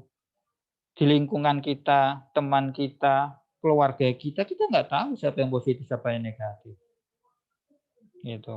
Sehingga kita harus menerima itu. Kita harus hidup berdampingan. Gitu. Dan itu tidak bisa kita hindari. Dan saya sendiri sering merasakan dan menemui sendiri gitu ya, ketika saya ngobrol, kemudian ternyata sorenya yang saya temui positif. Dan itu hanya sekali dua kali, itu berkali-kali. Maka yang ada di pikiran saya adalah saya sudah menjaga jarak, saya sudah menggunakan masker, kondisi tubuh saya waktu itu adalah sangat fit, seperti itu. Dan kemudian saya berusaha untuk sudah melakukan 5M semuanya gitu kan, tapi karena sesuatu yang tidak bisa dihindari saya harus melakukan itu, dan saya sudah melakukan 3 hal itu yang membuat saya serahkan semuanya kepada Allah. Jika Allah menghendaki saya positif, maka itu bisa terjadi. Jika Allah tidak menghendaki, maka itu tidak akan terjadi. Gitu. Nah, kemudian bagaimana nih untuk membuat kalimat positifnya? Saya banyak waktu untuk bisa beribadat dan bermuhasabah. Kita rubah mindset kita. Kalau ternyata kita memang positif dan harus isolasi mandiri. Nah, ini penting karena biasanya orang kalau sudah positif itu ya, yang muncul itu perasaannya, waduh nanti ini sama masuk rumah sakit nih. Padahal sebenarnya Bapak sekalian, selama tidak ada sesuatu gejala yang berarti, itu tentunya yang perlu disyukuri bahwa kita seperti ini ya, gejala flu gitu ya. Dan itu tidak bisa dihindari, tidak bisa dipungkiri. Selama tidak nafas kita tidak sesak, tidak ada sesuatu gejala yang lebih parah karena tidak ada penyakit bawaan seperti itu, udah nikmati saja gitu. Karena itu yang terjadi. Gitu. Badan saya meriang, batuk-batuk gitu kan ya. Gitu. Bagaimana membuat kalimat positifnya? Oh, badan saya ini perlu nih asupan dan olahraga istirahat cukup. Selesai Bapak sekalian. Bukan kepada, wah ini kayaknya saya meri. Ini nih tanda-tanda positif nih. Gitu. Tapi lakukan aja selama makan masih enak, olahraga cukup istirahat, siapa tahu mungkin Bapak sekalian kecapean. Itu karena ada begitu disuap ternyata hasilnya negatif. Padahal gejalanya hampir sama. Gitu. Yang berikutnya, saya cemas takut dengan COVID-19. Kita rubah. Saya mulai beradaptasi dan hidup berdampingan dengan COVID-19. Yang penting adalah 5M dan positive thinking. Nah, ini merupakan sesuatu terapi yang sangat luar biasa Bapak sekalian. Sehingga imun kita nanti akan stabil. Gitu. Oke.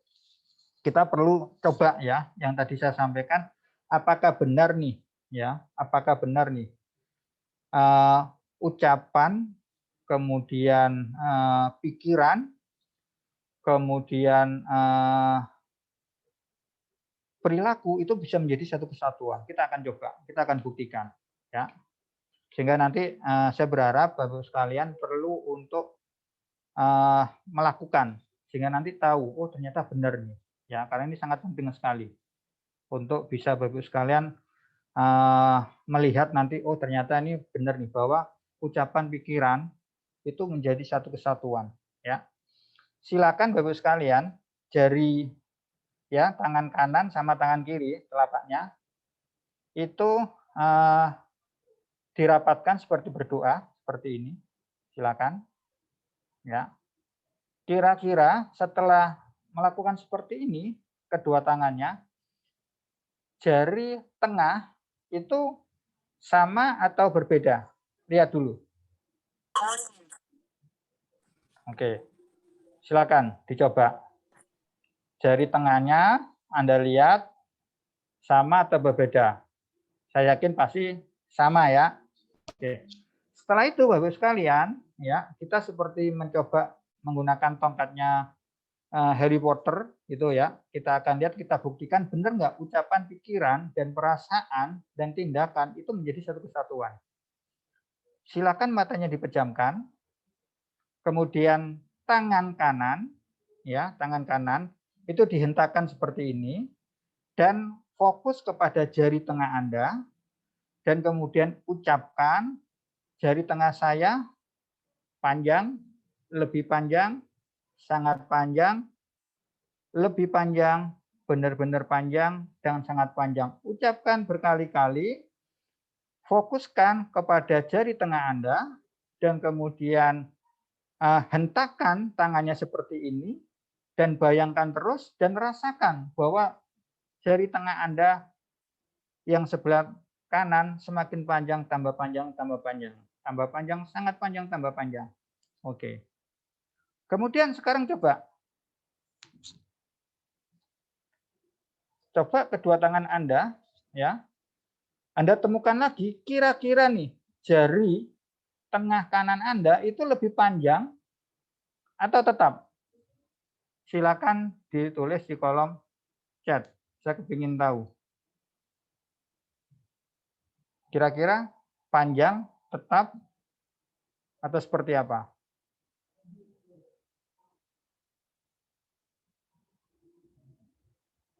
Oke, tadi ada yang melakukan?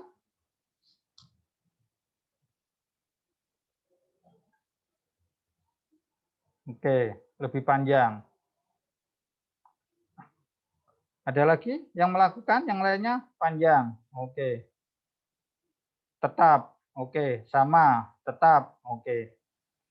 Bapak-Ibu sekalian, ketika Bapak-Ibu sekalian melakukan dan kemudian itu menjadi satu kesatuan, apa yang diucapkan, ya, kemudian apa yang dipikirkan dan apa yang dirasakan itu menjadi satu kesatuan, maka jari tengah itu akan panjang, Bapak sekalian.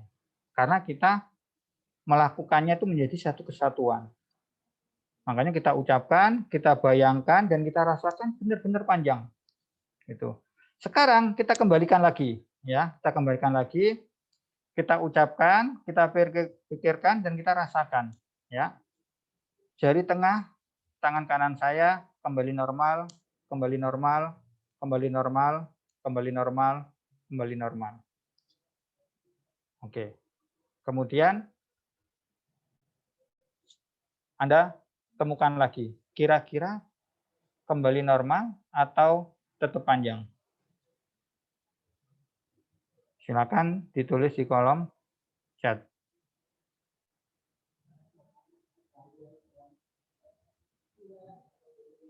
Oke. Dan tentunya ini Bapak sekalian, ini pasti akan bervariasi. Ya, jawabannya pasti akan bervariasi. Karena ini tergantung dari kita ketika kita melakukan seberapa besar ucapan, pikiran, dan yang dirasakan itu menjadi satu kesatuan Bapak sekalian. Gitu. Namun ketika kita melakukan itu belum menjadi satu kesatuan, maka yang ada adalah itu apa yang kita harapkan belum tentu bisa terjadi. Inilah yang namanya alam bawah sadar kita. Gitu. Ya. Oke, kita lanjutkan lagi ya. Kurang berapa menit?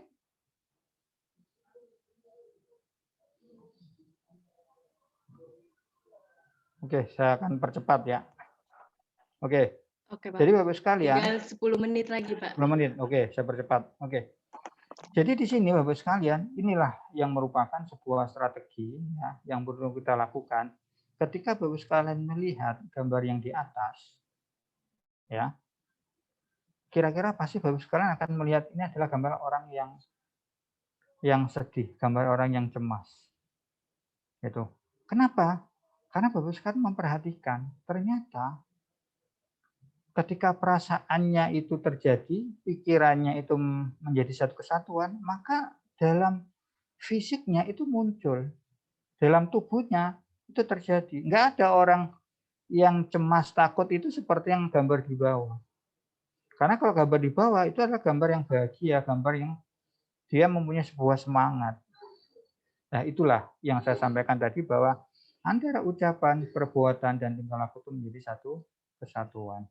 Sehingga bagaimana kita untuk membuat diri kita, gitu kan ya, menghilangkan emosi negatif dengan semangat. Apa itu semangat? Pertama adalah ya dengan melakukan self talk. Jadi self talk itu kita membuat sebuah sugesti di dalam diri sendiri seperti kita mengucapkan, gitu kan ya. Mengucapkannya apa? Mengucapkannya adalah alhamdulillah ya Allah, pada hari ini saya masih diberikan kesempatan bisa membuka kedua mata saya. Saya masih bisa merasakan detak jantung saya dan saya masih bisa menghirup udara bebas ya Allah. Alhamdulillah sehat, segar, kuat. Nah, itu adalah sebuah self talk. Jadi self talk itu harus diawali dengan 3 yes, Bapak sekalian. Kenapa kok harus 3 yes dulu? Karena alam bawah sadar kita itu harus menerima informasi pertama kali itu diterima dulu. Dan itu benar. Karena ada yang namanya area kritik ya. Jadi informasi yang diterima oleh alam sadar itu sebelum masuk ke alam bawah sadar itu akan melewati area kritik. Area kritis. Ya, contohnya seperti ini. Ketika Bapak sekalian tidak menggunakan kalimat 3 yes dulu, Bapak sekalian harus mengatakan sehat, kaya, segar. Oh, seperti itu ya. Atau sukses. Ketika Bapak sekalian mengucapkan tapi dalam kondisi yang badannya mungkin lagi meriang, itu ditolak. Apa benar ya? Gitu. Jadi tidak bermakna. Self talk-nya tidak bermakna. Kenapa? Karena ketika kita mengucapkan, ketika itu masuk ke alam bawah sadar itu dikritisi. Gitu. Dikritisi oleh apa? Oleh area antara sadar dengan alam bawah sadar. Dong kamu kondisinya meriang kok bilang sehat. Gitu. Nah itu self talk-nya tidak, atau sugestinya itu tidak bisa masuk. Seperti itu. Kemudian maknai positif setiap kejadian. Maka tadi saya sampaikan bagaimana membuat pikiran kita menjadi lebih positif. Gerakan. Nah tentunya Bapak sekalian, ketika kita sudah melakukan self talk, kemudian kita memaknai, insya Allah tanpa disadari gerakan itu semua, itu otomatis pasti akan mengikuti Bapak sekalian. Ketika Bapak sekalian merasa bahagia tanpa disadari, pasti akan seperti gambar yang ada di bawah. Nggak ada kemudian orang bahagia seperti gambar di atas. Dan yang terakhir adalah Tuhan. Maka kembalikan lagi kepada Sang Pencipta bahwa segala sesuatu itu semuanya kembali kepada Allah Subhanahu wa Ta'ala. sesuatu bisa terjadi jika memang Allah menghendaki, sesuatu bisa tidak terjadi jika Allah memang semua itu menghendaki. Maka kita kembalikan lagi kepada Allah Subhanahu wa taala. Ini penting sekali. Oke, baik. Mungkin ini sebagai penutup akhir ya, bahwa emosi negatif itu bisa menjadikan gangguan dari sistem energi tubuh. Nah, ini yang pernah saya lakukan di Rumah Sakit Fasabik. Jadi ini ketika saya sedang mau masuk ya ke ruang rawat inap atau sebelum masuk ke ruang pasien gitu ya. Ini saya laporan dulu terkait dengan konsulen untuk psikolog. Kemudian saya masuk, bisa dibayangkan kira-kira Bapak sekalian harus menggunakan baju seperti ini, dan kemudian bisa dibayangkan juga kalau Bapak sekalian tidak mensikapinya secara positif, yang muncul adalah kira-kira nanti saya tertular atau tidak ya. Seperti itu. Nah, itu bisa muncul di dalam diri kita. Dan itu pun pernah saya alami. Jadi ketika pertama kali ya, itu pun sama. Jadi psikolog pun juga seorang manusia, Bapak sekalian. Artinya kita pun juga bisa merasakan perasaan takut, cemas.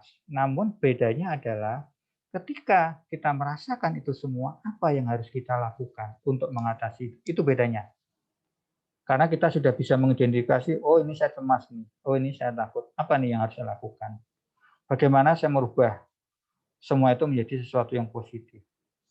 Nah, itu perbedaannya di situ. Namun ketika kita belum mempunyai sebuah ilmunya, maka itu bisa berdampak tanpa disadari kepada kesehatan mental, Bapak sekalian. Nah, ini adalah sebuah cara ya. Jadi banyak untuk sebuah terapi itu ada relaksasi, ada terapi gestalt, ada terapi EFT dan sebagainya.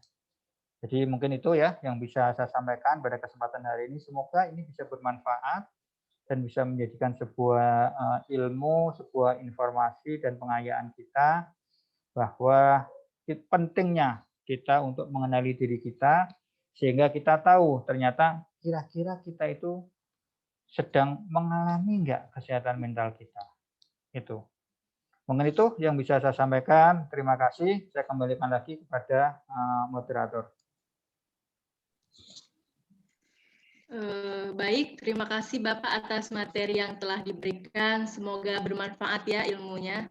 Selanjutnya kita akan memasuki sesi tanya jawab selama 15 menit. Kepada rekan-rekan, ibu-ibu atau bapak-bapak yang ingin bertanya, dipersilakan di unmute atau boleh diketik di kolom chat pertanyaannya.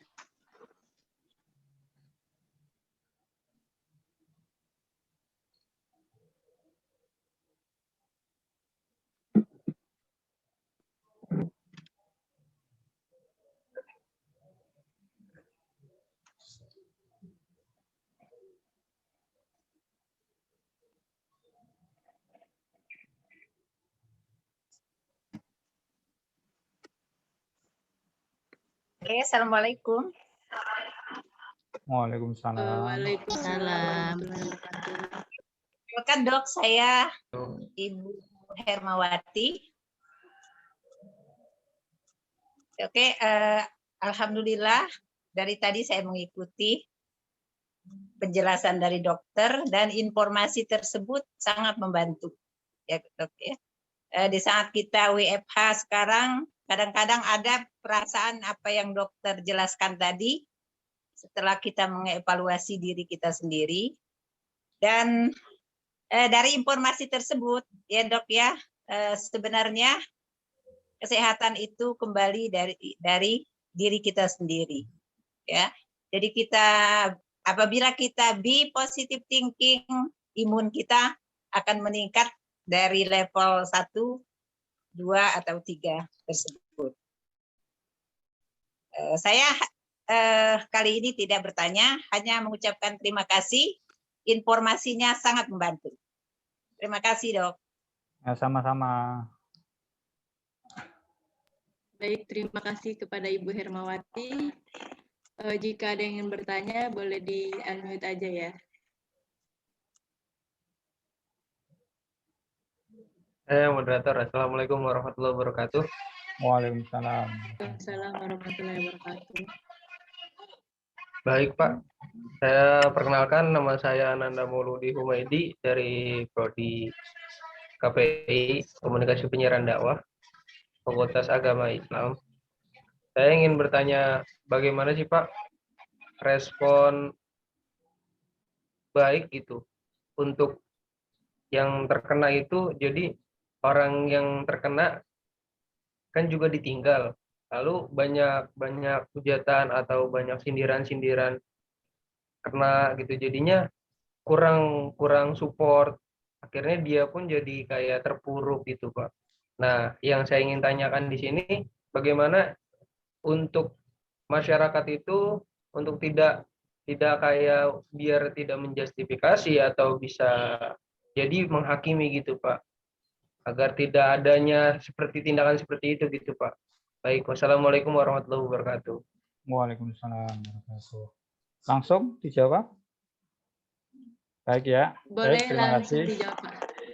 dari Mas Nanda. Ini sangat luar biasa pertanyaannya. Jadi Bapak Ibu sekalian, ini penting bagi kita ya, peran kita semua. Jadi ketika saya bilang ini adalah peran kita semua bisa kita lakukan jika kita sama-sama mempunyai peran yang sama, Bapak Ibu sekalian.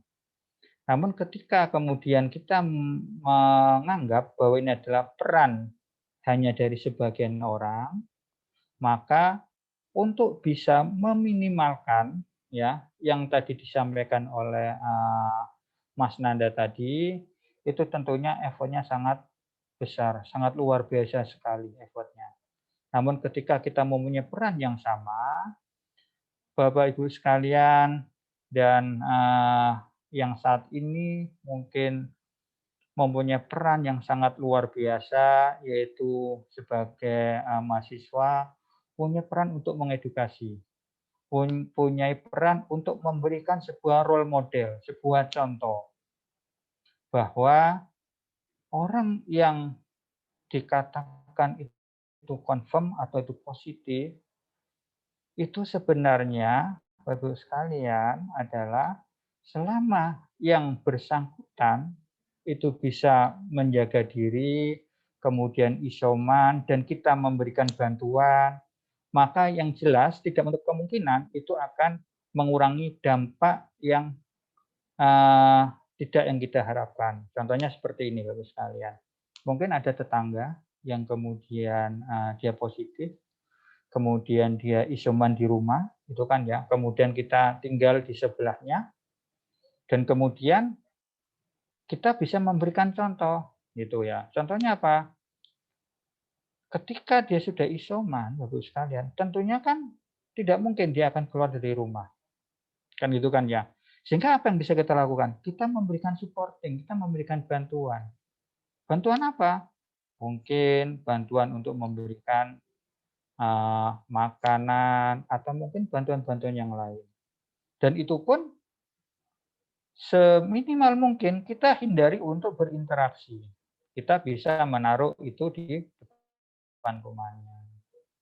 Namun ketika kita sendiri sebagai tetangga yang kemudian kita takut, kita cemas, kita khawatir terkait dengan diri kita, maka yang ada adalah tetangga kita yang sedang mengalami isoman itu tentunya merasa terkucil, gitu kan ya.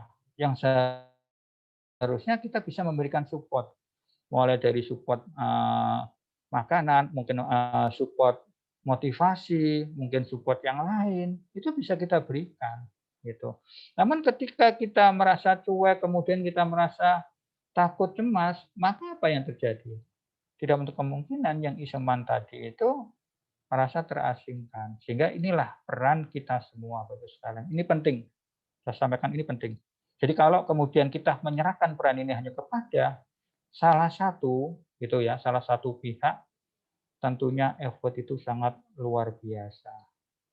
Padahal itu semua bisa kita lakukan, mulai dari kita memberikan support motivasi, kita memberikan support apa namanya, makanan, atau mungkin mengedukasi tetangga kita yang mungkin tetangga kita mencoba untuk mungkin gitu kan ya, wah dia positif, no, harus keluar nih dari kampung nih, harus keluar nih dari rumah nih gitu kan ya. Ya kita bisa memberikan edukasi itu. Jadi banyak sebenarnya edukasi yang bisa kita lakukan Bapak sekalian.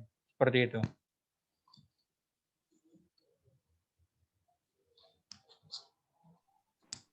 Oke, baik. Terima kasih kepada teman kita Nanda yang sudah bertanya. Pertanyaannya sangat bagus ya. Baik,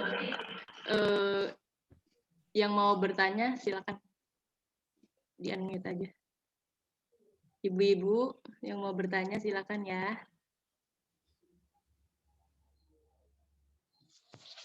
Alhamdulillah kalau nggak ada pertanyaan.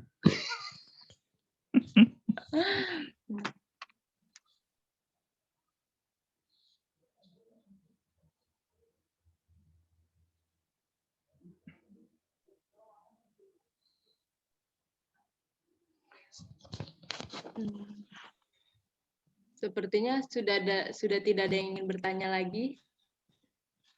Ya, sudah cukup jelas. Oke, baik. Terima kasih. Baik, terima kasih kepada yang sudah bertanya. Pertanyaannya tadi sangat bagus. Selanjutnya kita akan membacakan kesimpulan dari webinar ini ya. Bagaimana kita bisa saling merespon sekitar antara sesama yang juga butuh support dan dorongan agar tidak bisa menimbulkan turunnya mental dikarenakan COVID tersebut. Hal ini juga memberikan nilai sosial yang lebih dalam berinteraksi antara manusia, bagaimana bisa menerima dan juga bisa membangun eratnya silaturahmi, memberikan energi positif, selalu berperan baik, lakukan tindakan yang baik juga, berucapan yang baik agar energi vibrasi menjadi baik. Baik, terima kasih kepada Bapak, Ibu, dan rekan-rekan sekalian yang sudah mengikuti webinar kita pada siang hari ini. Alhamdulillah, rangkaian acara webinar pada hari ini sudah terlaksanakan dengan baik. Terima kasih kepada narasumber kita yang sangat luar biasa pada hari ini, yang banyak memberikan materi yang bermanfaat, Bapak Subiantoro, SP, SI, Psikolog,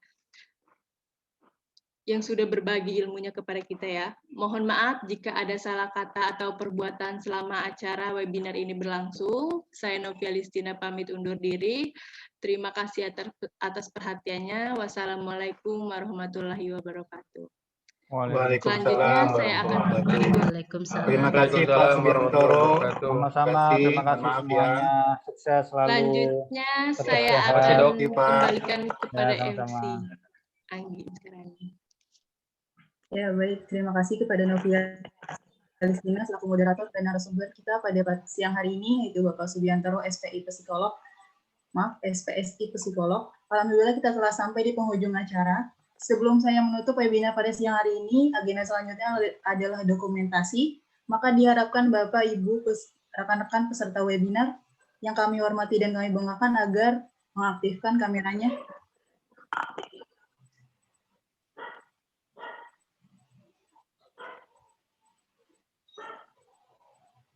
Slide 1.